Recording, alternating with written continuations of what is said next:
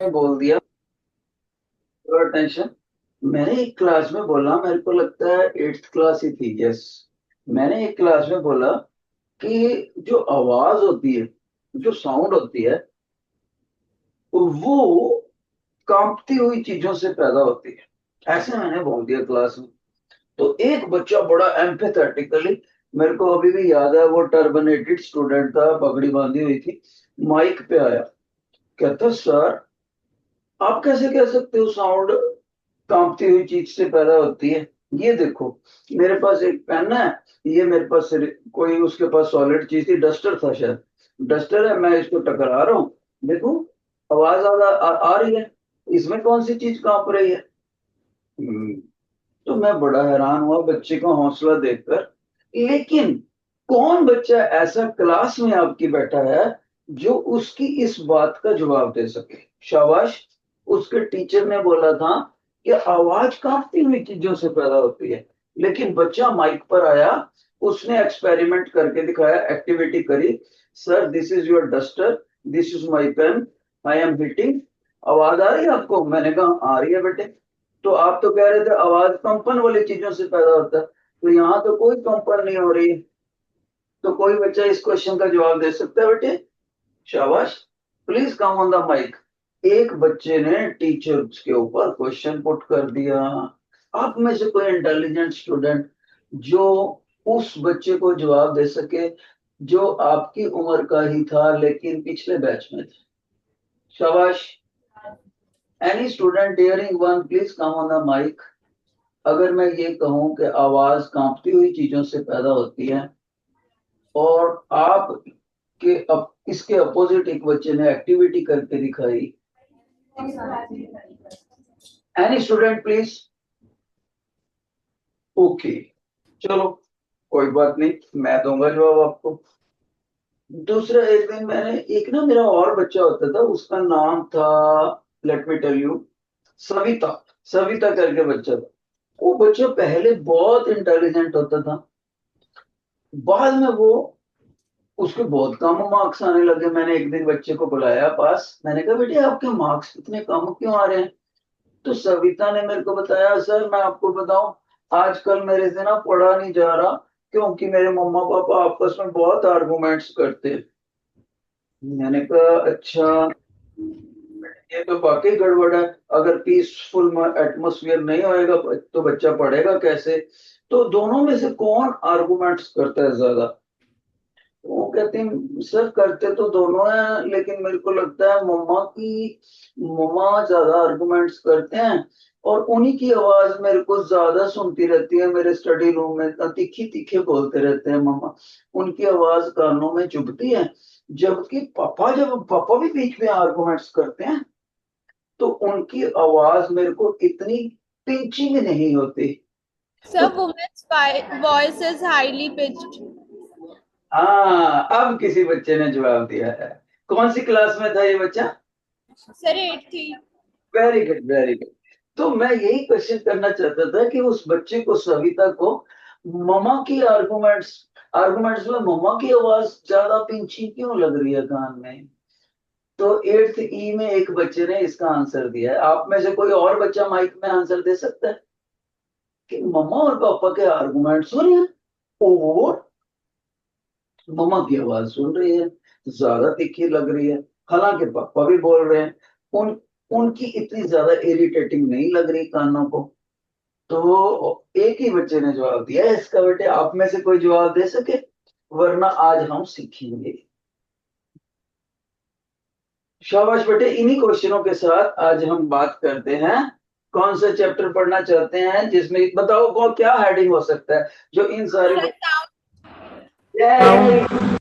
शाबाश। तो हम साउंड क्वेश्चन पढ़ेंगे बेटे। देखो इसमें बहुत सारे इस तरह से क्वेश्चन है जो अभी आप जवाब नहीं दे सकते। देखो, जैसे कंपन वाली चीज वाला, जैसे जैसे जेंट्स की आवाज कानों में इतनी ज्यादा पिंचिंग नहीं होती, श्रिलनेस नहीं होती, लेडीज में होती है। जैसे जैसे जैसे छोटी क्लासों के teacher, KG first second third fifth तक, सिर्फ लेडीज टीचर ही क्यों होते हैं, जेंट्स होते ही नहीं फिफ्थ क्लास तक, देखो आप यूजुअली। तो ऐसी ऐसी क्या बातें हैं, क्या चीज ऐसी रिलेटेड है जो सारे स्कूल 5th क्लास तक सिर्फ लेडीज को ही टीचर रखते हैं? तो इन सारी बातों का हम आज डिस्कशन करेंगे।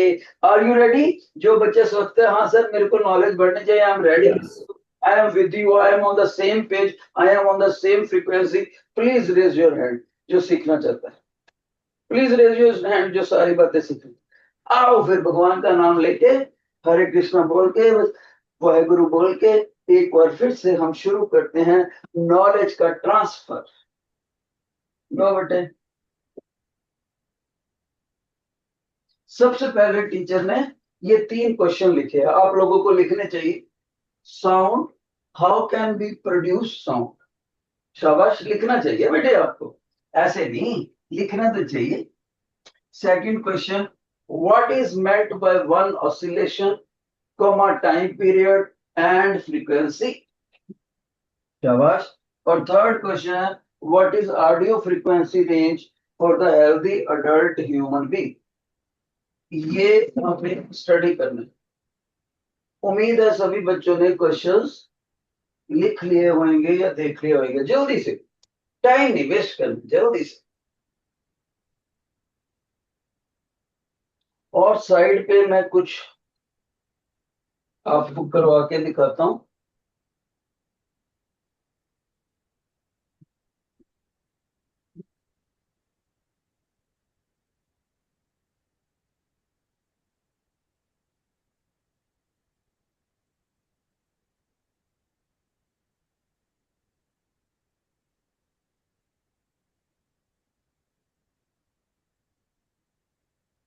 सभी बच्चे, ये देखो मेरे हाथ में क्या चीज, मेरे हाथ में एक प्लास्टिक का स्केल है, राइट? प्लास्टिक का बड़े वाला स्केल है, और मैंने इसको इस बोर्ड के बिल्कुल टॉप पे रख दिया, बिल्कुल टॉप पे। फिर मैं देखता हूँ इसको ऐसे हिलाने से क्या ये आवाज करता है। तो अब देखो, आपको थोड़ी सी आवाज सुनेगी। ऐसे मैंने इसको नीचे दबा के ऐसे छोड़ा, ये कंपन कर रहा है। ये देखो। तो आपने क्या देखा बेटे, कि जब भी साउंड पैदा होती है तो वो कंपन करती हुई चीजों से ही पैदा होती है। तो इसका मतलब है source of sound is equal to, लिख लो, लिखोगे। Sound is produced by vibration of the object. शाबाश। साउंड लो, इसी बच्चे की लैंग्वेज लिख देते हैं। Sound is produced bye a vibrating body, चाहे ऑब्जेक्ट लिख दो। लेकिन बेटे आपको मैं बताना चाहूंगा कि ये जो वाइब्रेटिंग बॉडी है उसको बोलते क्या है, इस वाइब्रेटिंग बॉडी को बोलते क्या है तब जब ये आवाज पैदा कर रही, कंपन करते हुए? Called an oscillator. Oscillator, science का वर्ड ऑसिलेटर है, और इंग्लिश में आप इसको वाइब्रेटर भी बोल सकते, वाइब्रेट। ओके। अब दूसरी बात, क्या सारी चीजें, सारी कंपन करती हुई चीजें आवाज पैदा कर सकती हैं? या उस बच्चे ने जो मेरे को एक्टिविटी करके दिखाई थी उसमें कोई कंपन दिख ही नहीं रही, फिर भी आवाज पैदा हो रही है? इन क्वेश्चंस का जवाब देना, ठीक है? तो दूसरी बात, पहला लर्निंग पॉइंट। दूसरा बेटे, एक बच्चे ने डस्टर लिया, उस डस्टर से के ऊपर पेन को बार बार हिट करा उसने, और उसने पेन को बार बार हिट करके टीचर को साउंड करके दिखाई। तो वो बच्चा कहता है सर ना तो डस्टर वाइब्रेट कर रहा है ना ही पेन वाइब्रेट कर रहा है, तो आवाज कैसा पैसे पैदा होगी? ये आपका स्केल वाला एक्सपेरिमेंट ठीक है, आपने स्केल लिया, आपने इसको डिजिटल बोर्ड के ऊपर स्पोर्ट से रखा है, ऐसे थोड़ा थोड़ा आपको दिख भी रहा होगा, और आप काम कंपन करते हो, और मेरे को सुन भी रही है थोड़ी थोड़ी आवाज, और मैं वाइब्रेशन मान भी रहा हूँ, स्केल वाइब्रेट कर रहा है, आवाज आ रही है। लेकिन इस केस में बताओ। तो जैसे ही उस बच्चे ने मेरे को ये बोला, मैंने कहा बेटे ऐसे करते हैं, इसकी वीडियो बनाते हैं, आप इसको हिट करो। बच्चे ने इसको हिट करा। जैसे ही ये डस्टर के साथ ऐसे पेन हिट कर रहा था, तो वीडियो बना ली गई। फिर मैं उस वीडियो को बना के लैब में चला गया। तो वीडियो में ये एक्टिविटी भी दिख रही थी और आवाज भी सुन रही थी, टक टक टक टक। अब मेरे पास लैब में जाकर एक डिवाइस होती है जो जो इसको काफी गुना बड़ा करके दिखाती है और Microscope. वीडियो को स्लो कर देती है। शाबाश। ये बेटे वो नहीं, एक और चीज होती है। माइक्रोस्कोप की बात नहीं कर रहा, वो एडवांस लेबोरेटरीज में होती है वो, जो वीडियो को स्लो भी कर देती है और काफी गुना मैग्नीफाई कर देती है, 10 टाइम्स से भी ज्यादा। तो जब इसको बड़ा करके देखा गया, मैग्नीफाइंग करके और स्लो कर दिया वीडियो को, मैग्नीफाई कर दिया 10 टाइम्स इंस्ट्रूमेंट से और स्लो कर दिया, तब ये देखा गया कि जो ये डस्टर था, इसका ये वाला सरफेस, ये जहां पर हीटिंग हो रही है, ये वाला सरफेस, और जो पेन का सरफेस था जिसको टीचर मैजेंटा कलर से कर रहे हैं, तो ये वाले दोनों सरफेस जो आपस में टच कर रहे थे, ये कंपन दिखा रहे थे। तो इसका मतलब हुआ आवाज यहां भी वाइब्रेशन से ही पैदा हुई, ऑसिलेशन से ही पैदा हुई। लेकिन जरूरी नहीं है कि वो ऑसिलेशन हमारी आंखों को दिखाई दे। अभी स्केल वाला एक्सपेरिमेंट करा था, तो हमने देखा कि हमें वाइब्रेशन अच्छे से दिख रही थी, और इसमें वाइब्रेशन दिख नहीं रही थी, इसलिए हमें लग रहा था कि आवाज पैदा हो रही है पर वाइब्रेशन है नहीं। पर when we videographed it, magnified it, slows down और मिन्यूटली ऑब्जर्व करा गहराई से, तो डस्टर का सरफेस और पेन का सरफेस वो भी कंपन करते हुए पाए गए। इसका मतलब गारंटीड है कि जब भी साउंड पैदा होगी, वो वाइब्रेटिंग बॉडी से ही पैदा होगी, ऑसिलेटर से ही पैदा होगी। वो अलग बात है कि हमारी आंख को कभी ऑसिलेशंस दिखाई देती हैं किसी वाइब्रेटिंग बॉडी की, किसी की नहीं देती। तो सभी बच्चे लिखो, sound is always produced by, यहां पर हम ऑलवेज वर्ड फिट करेंगे, sound is always produced by vibrating body. Always word fit कर दो इस सेंटेंस में, and that vibrating body is called oscillator. और उसकी जो कंपन वाली हरकतें होती हैं, जिसको आप इंग्लिश में वाइब्रेशंस कह सकते हो, उसको हम साइंस की लैंग्वेज में ऑसिलेशंस बोलेंगे। लिख लो स्टार पॉइंट, थर्ड पॉइंट लिखोगे सभी बच्चे, third point, the vibrations produced by vibrator, the vibrations produced by vibrator are called oscillations, oscillations।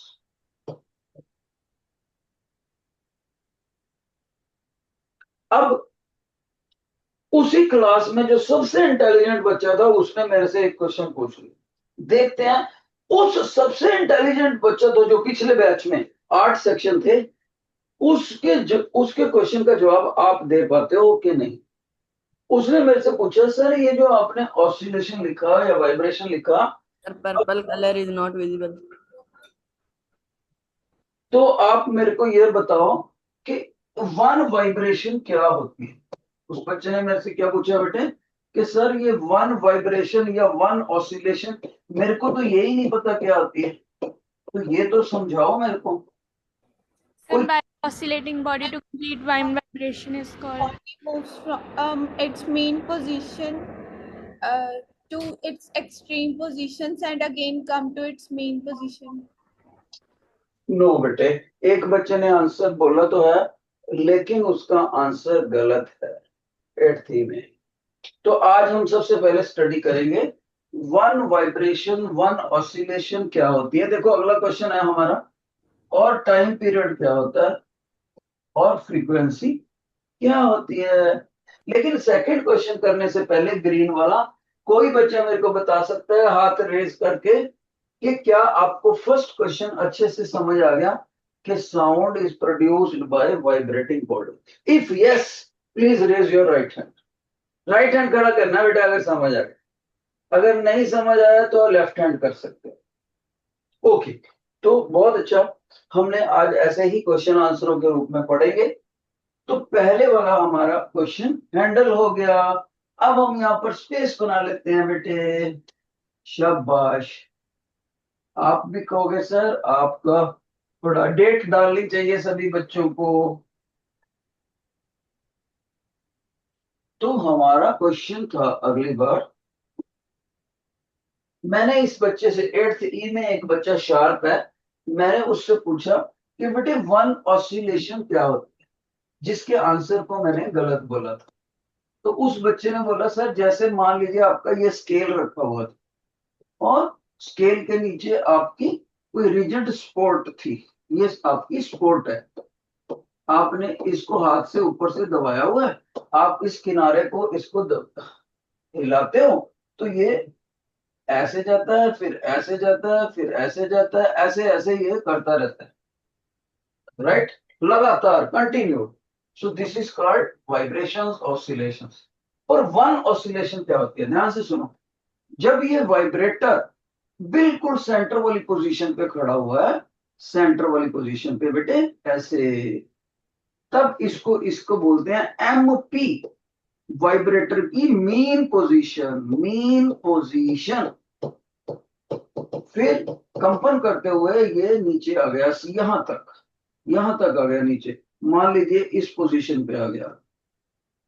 तो पहले कहां था, यहां पर था, कितना नीचे आ गया, मैक्सिमम कितना नीचे जा सकता है। जो इसकी ये पोजीशन होती है इसको बोलते हैं EP, extreme position, extreme position. फिर ये एक्सट्रीम पोजीशन से वापस जाता है और ये देखो वापस यहां से यहां आया, ये वापस गया, लेकिन मीन पोजीशन को भी जंप करके दूसरी एक्सट्रीम पोजीशन पर पहुंच गया। यानी कि अब ये यहां से वापस जाएगा और वापस जाते हुए ये इसका मीन पोजीशन था, उससे भी आगे निकल गया ये, यानी जितना नीचे को आया था उतना ही ऊपर चला गया। Symmetrically other extreme position, symmetrically other, symmetrical का क्या मतलब हो, जितना ये नीचे आता है, अगर 5 मीटर नीचे आता है तो 5 मीटर ऊपर जाएगा। सिमेट्रिकली अदर एक्सट्रीम पोजीशन, और वहां से फिर वापस मीन की तरफ आएगा, यानी ये मीन पोजीशन के ऊपर वापस आ गया, पहले इधर निकल गया था फिर इधर, ये यहां तक, तो मीन पोजीशन पे वापस आ गया यहां पर, यहां से। तो बच्चे कहेगा सर आपने तो फिर वही दिखाया। मैंने कहा यस बेटे, मीन पोजीशन से एक्सट्रीम पोजीशन तक, एक्सट्रीम पोजीशन से सिमेट्रिकली अदर एक्सट्रीम पोजीशन तक, और वापिस मीन पोजीशन तक, यहां तक, इसको वन ऑसिलेशन बोलना है। कभी भी ऐसा नहीं बोलना मीन से एक्सट्रीम और एक्सट्रीम से मीन होगी वन ऑसिलेशन, ना, गलत। मीन से एक्सट्रीम और वापस जाते हुए मीन पोजीशन को ओवरशूट करके दूसरी एक्सट्रीम पोजीशन और वहां से मीन तक, इसको बोलते हैं वन ऑसिलेशन। अगर इससे आगे जाएगा तो सेकंड ऑसिलेशन शुरू हो जाएगी। ओके, तो सभी बच्चे लिखो शाबाश। One oscillation means, one oscillation means vibrator goes from mean to extreme position, vibrator goes from mean to extreme positions, and then symmetrically to other extreme position, and then back to the mean position, and then back to the mean position।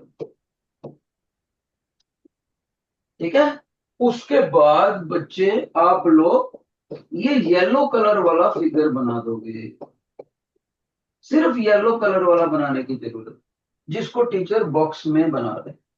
देखो, mean से extreme, extreme से symmetrically extreme position EP dash and back to mean, yellow colour वाला figure बना देंगे। और ये हमने लिख भी दिया सामने, one oscillation.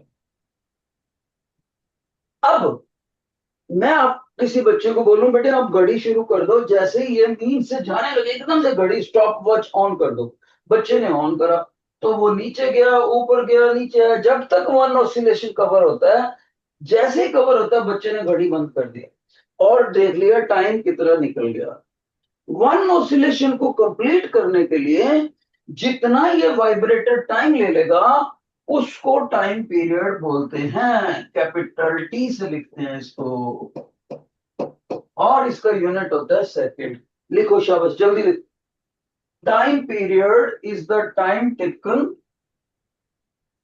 Bye the vibrator, time period is the time taken by the vibrator to complete one oscillation, time taken by the vibrator to complete one oscillation,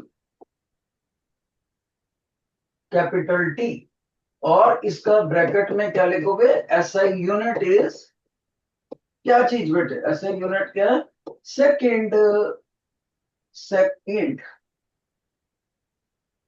तो कोई बच्चा मेरे से बोले सर मोटी मोटी बात आप ये कह रहे हो ना, ये जो आपकी ऑसिलेशन वन ऑसिलेशन दिखा रखी है इसको कवर करने के लिए कितना टाइम लग गया, यही कहना चाहते हो ना। मैं कहूंगा यस बेटे, सिंपल शब्दों में मैं यही कहना चाहता हूं, the time consumed by the vibrator to complete its one oscillation is called time period. What it.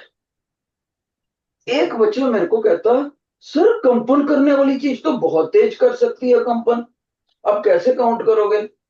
मैंने कहा बेटे बेटे वेट वेट वेट, एग्जांपल दे सकते हो। बच्चा बोला सर हाँ दे सकता हूँ, आपने कभी हाउस फ्लाई में मक्खी को उड़ते हुए देखा।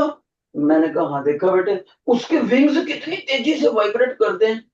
मैंने कहा बिल्कुल यार, मानना पड़ेगा।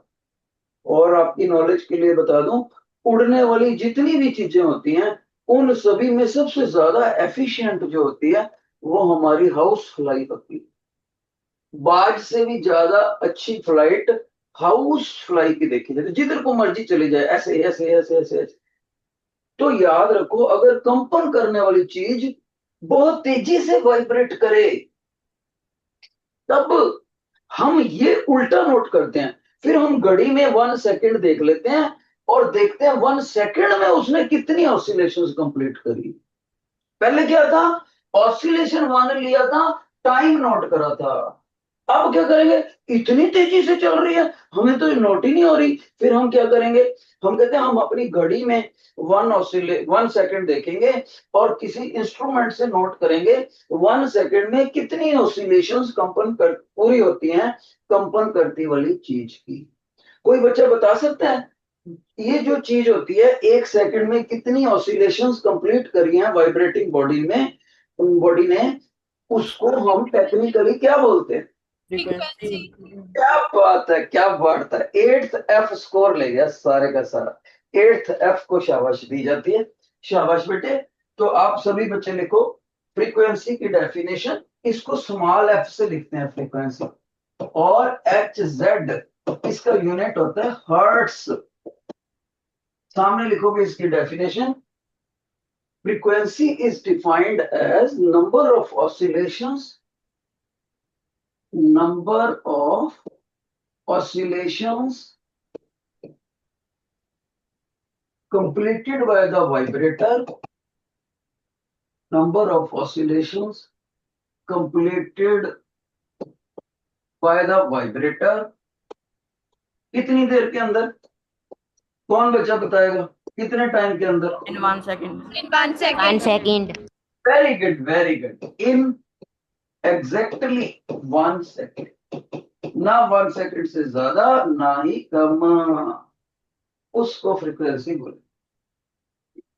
अब एक चीज, दोनों की डेफिनेशन देखो ध्यान से, टाइम पीरियड में ऑसिलेशन 1 थी, टाइम पीरियड कैलकुलेट करते हुए 1 ऑसिलेशन थी, लेकिन टाइम हम कैलकुलेट करते थे कितना है, और फ्रीक्वेंसी की डेफिनेशन में टाइम हमने फिक्स कर दिया और ऑसिलेशंस कैलकुलेट करते हैं, उलट हो गया एक दूसरे से। यही इस दोनों की डेफिनेशन से पता लगता है, ध्यान से सुन लो, शाबाश सभी बच्चे लिखेंगे star point. Time period and frequency are reciprocal of each other, ये फार्मूला लिख लो। Time period and frequency, wording भी लिखनी है साथ में, time period and frequency are reciprocal of each other.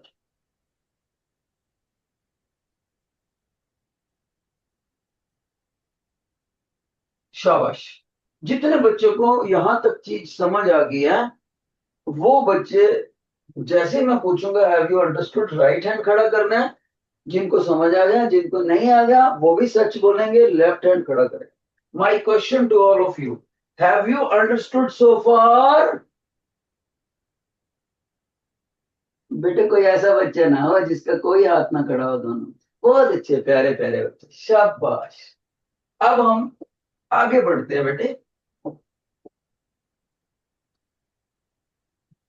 शाबाश। अब मैं एक ऐसा क्वेश्चन लिखने लगा हूं जिसने बच्चे ने वो जवाब दे दिया लॉजिक के साथ, वो भाई आप पूरे स्कूल में ब्राइटेस्ट है, 8th। याद रहे 8th ई में एक गुड़िया है, वो सबसे पहले भाग के आती है आंसर देने के लिए। मैं चाहता हूं उस गुड़िया को कोई और सेक्शन हरा हरा के दिखाए इस बार। शाबाश, गेट रेडी। माय क्वेश्चन क्या है? माय क्वेश्चन ये है, लेकिन एक बात है, उस क्वेश्चन का साथ में आपको वाई बताना है, जो भी आपका आंसर है उसका कारण बताना। क्वेश्चन मेरा ये है, is any, look at any vibrating body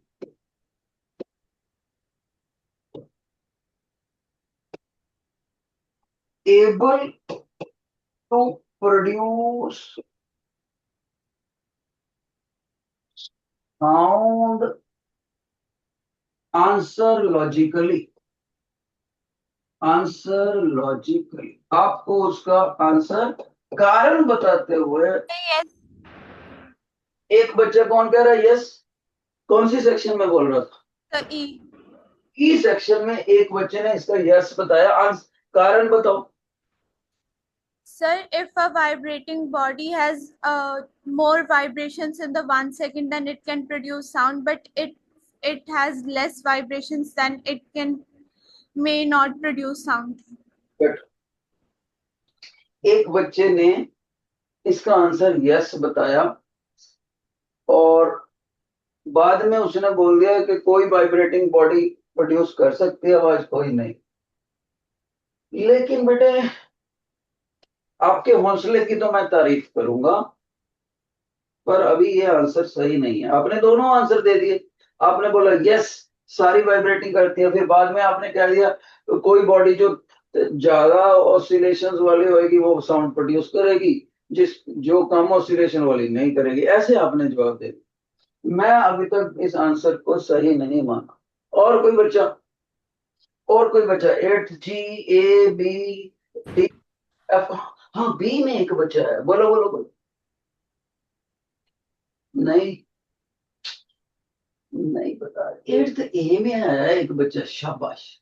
Sir, every body that is vibrating produces sound, but humans can hear sound to a particular range only. बैठो, इस बच्चे ने जवाब दिया है कि हर वो चीज साउंड पैदा कर सकती है जो वाइब्रेट करती है, लेकिन इंसान एक पर्टिकुलर रेंज सुन सकता है, ऐसा इस बच्चे ने जवाब दिया। नहीं बेटे, दोनों आंसर को मैं सेटिस्फैक्टरी नहीं कहूंगा, पर सेकंड वाला आंसर थोड़ा सा बेटर था पहले वाले से। अब इसका आंसर सुनते, सुनो बेटे, जो हमारे इंसान के कानों को सुनाई ना दे, चाहे जानवरों को भी सुनाई दे दे, वो हमारे कानों को सुनाई ना दे, हम नहीं उसको साउंड बोलते बेटे, ठीक है? तो याद रखना, ध्यान से सुनना, अभी अभी टीचर ने आपको फ्रीक्वेंसी समझाई थी, अगर किसी बॉडी की फ्रीक्वेंसी ऑफ वाइब्रेशन, अगर किसी बॉडी की frequency of vibration minimum minimum 20 hertz होगी, 20 हर्ट्स, तो वो हमें सुनाई देगी। कोई बच्चा बोलता है सर अगर वो 19.99 है तो वो नहीं सुनाई देगी हमारे इंसान का, भगवान ने हमें शक्ति इतनी दी है, तो क्या हम उसको साउंड नहीं बोलेंगे? नहीं बोलेंगे, तो नहीं बोलेंगे साउंड। हमने ह्यूमन ईयर के हिसाब से साउंड को डिफाइन कर रखा है। और अगर कोई बच्चा बोले सर फिर भी मैक्सिमम कहां तक जा सकती है जो हमें सुनाई देगी? The 20,000 hertz. 20 kilohertz. या तो 20,000 हर्ट्स लिख दो या फिर 20 किलो हर्ट्स लिखना है। मैं तो कहता हूं 20,000 ही लिखो, दोनों तरफ सेम यूनिट्स, इधर भी हर्ट्स इधर भी हर्ट्स, लेकिन ये 20, ये 20,000। यहां से लेकर यहां तक इंसान के कानों को आवाज सुनाई देती है, तो इंसान के कानों को आवाज सुनाई देती है, बस उनको ही बोल रहे हैं हमने साउंड। ठीक है, तो कोई बच्चा कहता है सर मैंने तो और भी किताब में पढ़ा है ऐसे इंफ्रासोनिक अल्ट्रासोनिक ना, उसको साउंड कैटेगरी में नहीं ले। तो अगर कोई वाइब्रेटिंग बॉडी हो, अगर कोई वाइब्रेटिंग बॉडी हो, वो अपनी मीन पोजीशन से एक्सट्रीम तक जाए, फिर दूसरी एक्सट्रीम तक जाए, फिर मीन तक वापस आए, और इसके लिए ये टाइम पीरियड है, और उसके टाइम पीरियड को हम इस फार्मूले में पुट कर दें तो ये फ्रीक्वेंसी निकालें। और अगर ये फ्रीक्वेंसी की रेंज इन दोनों फिगर्स के अंदर अंदर आ गई, इंक्लूडिंग बोथ लिमिट्स, इस रेंज के अंदर अंदर आ गई, तब वो आवाज पैदा करेगी जो हमारे कानों को, इंसान के कानों को सुनेगी। लेकिन अगर वो चीज इस फ्रीक्वेंसी से कम फ्रीक्वेंसी से वाइब्रेट करती है या इससे ज्यादा, तब वो कंपन करती हुई हमारी आंखों को दिख तो सकती है पर आवाज नहीं पैदा होगी। एक बात और याद रहे, जब टीचर बोलता है फॉर ह्यूमन ईयर, तब ये कंडीशन लागू है कि वो इंसान 18 साल का हो चुका हो, और इंसान हो, और उसके कान बिल्कुल स्वस्थ हों। For healthy adult human ears what is the audio frequency range? तो सभी बच्चों को याद होना चाहिए, it varies from 20 hertz to 20,000 hertz. इसको क्या लिखेंगे? सभी बच्चे लिख लो, ऑडियो रेंज। किसके लिए? सिर्फ इतना लिखोगे तो गड़बड़ है। फॉर कंडीशन है हेल्दी, पूरा स्वस्थ होना चाहिए। अडल्ट 18 साल से बड़ा होना चाहिए इंसान, या 18 साल का पूरा हो चुका हो। हेल्दी अडल्ट पर्सन, चाहे वो मेल हो चाहे फीमेल हो। तो कोई बच्चे कहते हैं सर जैसे हम तो बच्चे हैं, हम 18 साल से कम हैं, तो हमारे लिए ये रेंज नहीं है। आपको मैं बताना चाहूंगा, जब बच्चा 10-12 साल का होता है या 10 साल से कम होता है, वो 20 हर्ट्ज से नीचे वाली, थोड़ी बहुत नीचे वाली फ्रीक्वेंसी भी सुन लेता है। तो आप थोड़ी बहुत, तो इसलिए हम कंडीशन लगाते हैं कि हेल्दी अडल्ट ह्यूमन। ओके, तो दूसरा बच्चा बोले सर मेरे टीचर ने बोला था कि जो एलिफेंट होते हैं वो तो 5 हर्ट्ज भी सुन लेते हैं, 5 हर्ट्ज की फ्रीक्वेंसी एलिफेंट, तो क्या हम उसको साउंड नहीं बोलेंगे? बिल्कुल नहीं बोलेंगे। जो 20 से नीचे है, इंसान को नहीं सुन सकती, जैसे जानवर को सुन ली, तो 20 हर्ट्ज से नीचे उसकी फ्रीक्वेंसी है, तो हम उसको इंफ्रासोनिक वेव्स बोलेंगे। इंफ्रासोनिक लिखो, what are infrasonic and ultrasonic waves? What are infrasonic and ultrasonic waves?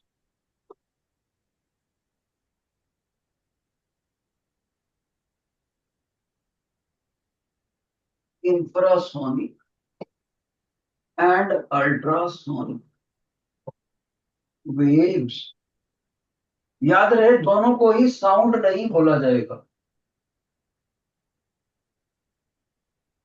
तो अभी अभी टीचर ने बोला जिस ऑडियो जिस वाइब्रेटर की फ्रीक्वेंसी लेस देन 20 हर्ट्ज होगी, याद रहे इक्वल भी नहीं होनी चाहिए, लेस, तब उसकी ऑसिलेशंस को क्या बोलना चाहिए? कोई बच्चा बताएगा? टीचर ने अभी अभी कौन सा वर्ड बोला था? Infrasonic wave. Infrasonic sounds. बहुत अच्छे, बहुत अच्छे, कितने प्यारे बच्चे हैं, ध्यान से सुनते हैं लेक्चर, ऐसी बात नहीं।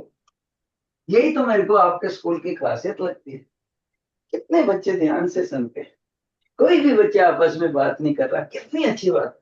टीचर को इसमें एनर्जी नहीं लगानी पड़ रही, बेटे बहुत तो नहीं करनी है, सारे बच्चे ध्यान से।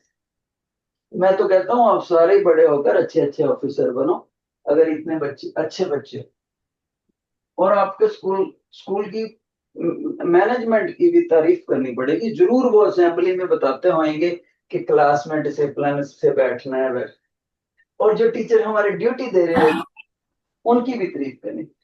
अच्छा बेटे, अल्ट्रासोनिक कौन बताएगा? कोई बच्चा अंदाजा लगा सकता है अल्ट्रासोनिक किसको बोलेंगे? The frequency range higher than 20,000 hertz. सही लिख दो, waves are called ultrasonic waves if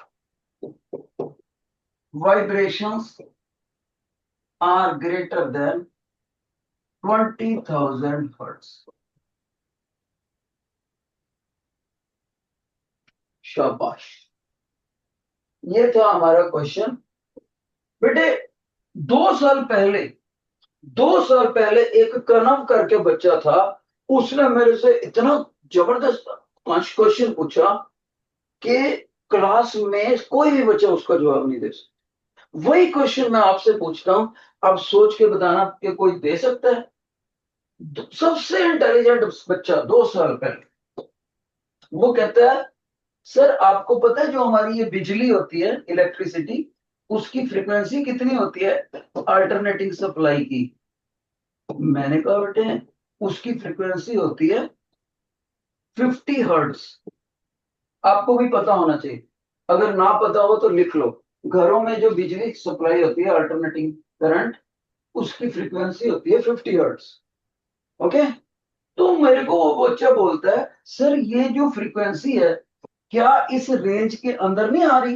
देखो 20 से ज्यादा है, 20,000 के बीच में आ रही है, देखो 20 और 20,000 के बीच में ही तो आएगा 50। मैंने कहा हाँ बेटे आएगा, बीच में आएगा। तो सर जब बिजली घर में आती है तो हमें आवाज क्यों नहीं सुनाई देती? कौन बच्चा इसका आंसर बताए? अभी तो टीचर ने बोला है कि जो इसके अंदर फ्रीक्वेंसी से वाइब्रेट करेगा उसकी आवाज सुनाई देगी। Anybody? Sir, wires do not vibrate. Sir, because sir, electrical currents are so fast. दोनों आंसर नहीं ठीक बेटे।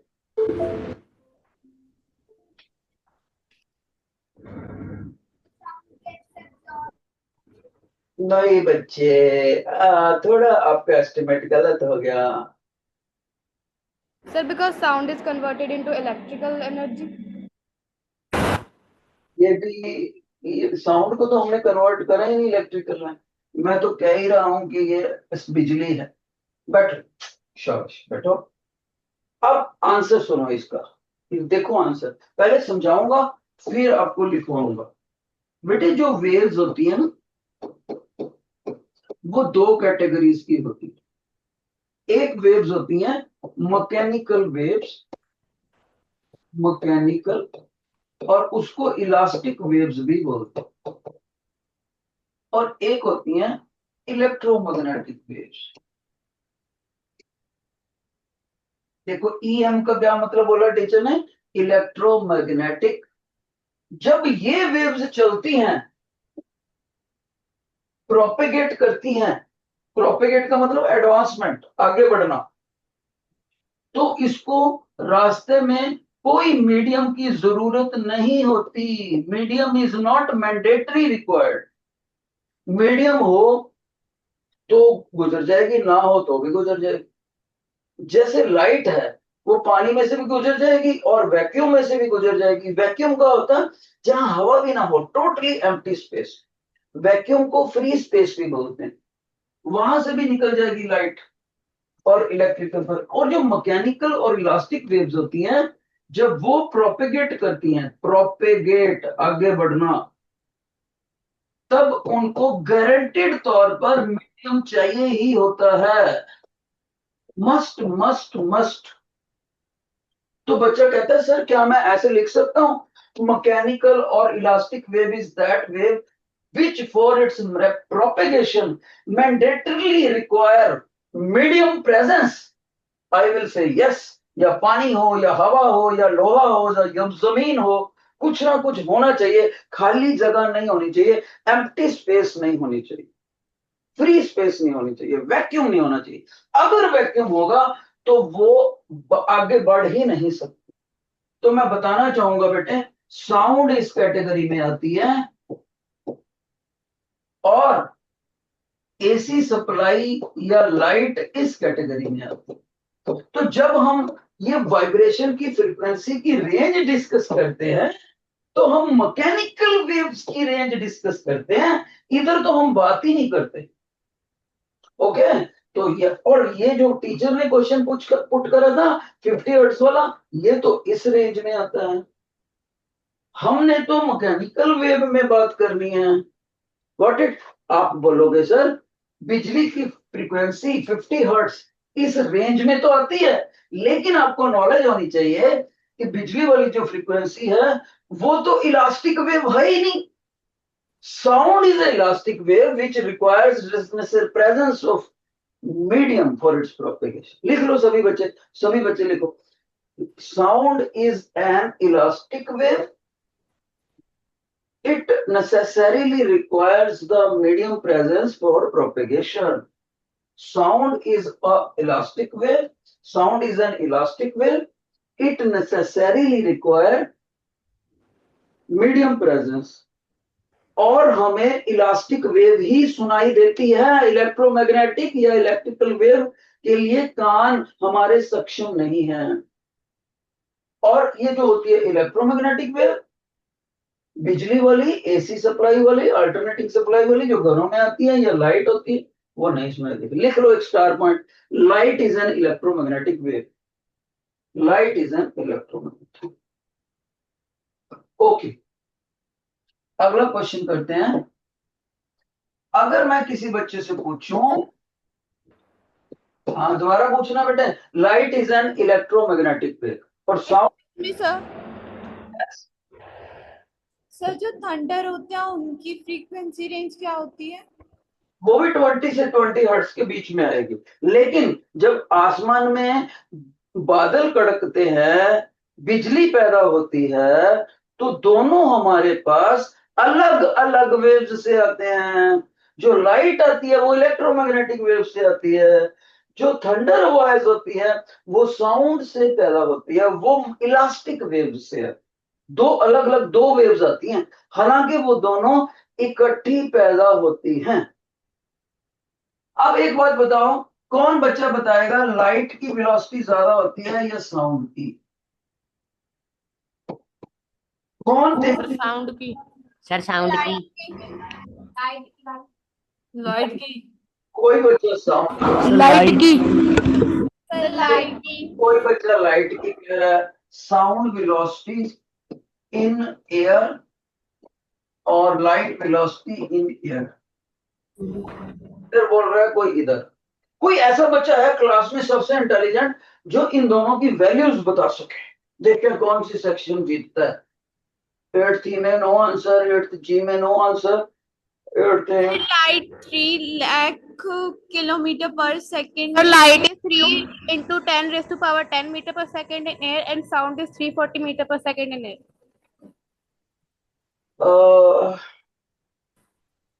थोड़ा सा फर्क है बेटे, थोड़ा सा फर्क। जो एनसीईआरटी की बुक्स हैं उनके मुताबिक आपका थोड़ा सा फर्क है। फिर वो ये तो ऐसा डाटा बिल्कुल सही बताना पड़ता है। शाबाश। वैसे एक कौन सी क्लास में कोशिश करी थी? सेक्शन 8th A सेक्शन में एक नया बच्चे गर्ल फीमेल स्टूडेंट बड़ा कॉन्फिडेंट निकल के आया। मेरे को लगता है 8th A section 8th E को हरा के छोड़ेगा। इन दोनों में कंपटीशन शुरू हो गया, लग रहा है। चले वेलोसिटी ऑफ लाइट जो होती है उसको सी से लिखते हैं, 3 × 10⁻⁸ मीटर पर सेकंड होता है। एक बच्चे ने अभी अभी इसको 3 लाख बोल दिया। 3 लाख नहीं बोल सकते बेटे, आप जीरोस काउंट करके देखो।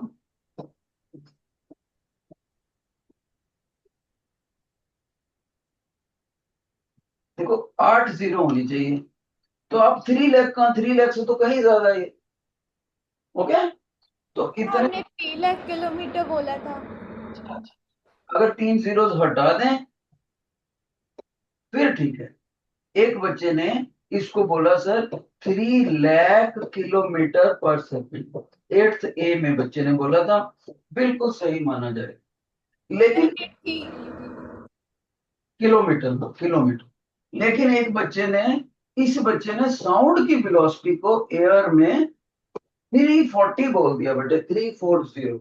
लेकिन एनसीईआरटी की बुक्स कहती हैं सर 3, 331। सुनो सुनो, मैं बताता हूँ बता। कोई बच्चा कह रहा है 331, कोई कह रहा है 340, कोई कह रहा है 346। तो मैं साउंड की वेलोसिटी के बारे में, जो कि बहुत कम है, बहुत कम है लाइट के मुकाबले, पर मैं इसकी एग्जैक्ट वैल्यू आपको बताता हूं, ध्यान से सुनो। अगर साउंड की वेलोसिटी हवा के अंदर देखी जाए और उस हवा का टेम्परेचर कितना हो, कितना हो, 273 केल्विन, 273 केल्विन, तब उसकी वेलोसिटी होती है 332 मीटर पर सेकंड। पर जब हवा को हम गर्म कर देते हैं तो साउंड की वेलोसिटी बढ़ जाती है। तो इसका मतलब बच्चा मेरे को बोले सर गर्मियों में साउंड ज्यादा स्पीड से निकलेगी, सर्दियों में कम स्पीड से। Answer is yes. अगर साउंड की वेलोसिटी एयर के अंदर स्टडी करें, लेकिन टेम्परेचर रूम टेम्परेचर बना दिया जाए, Time is over.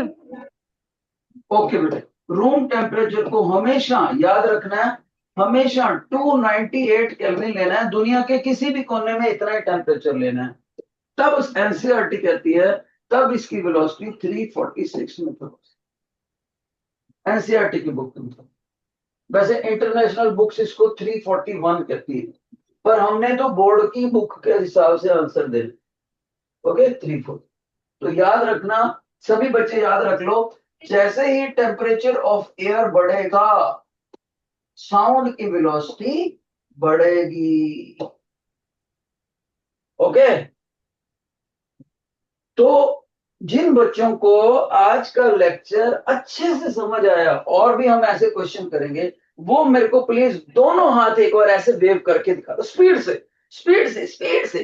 देख तो कौन सा ज्यादा स्पीड से। अरे वाह, अरे बहुत अच्छे। कल हम आगे बढ़ेंगे यहीं से, बहुत सारे ऐसे क्वेश्चन आंसर करके, डिस्कस करके, आपस में प्यारी प्यारी बातें करते हुए आगे बढ़ेंगे। Bye bye.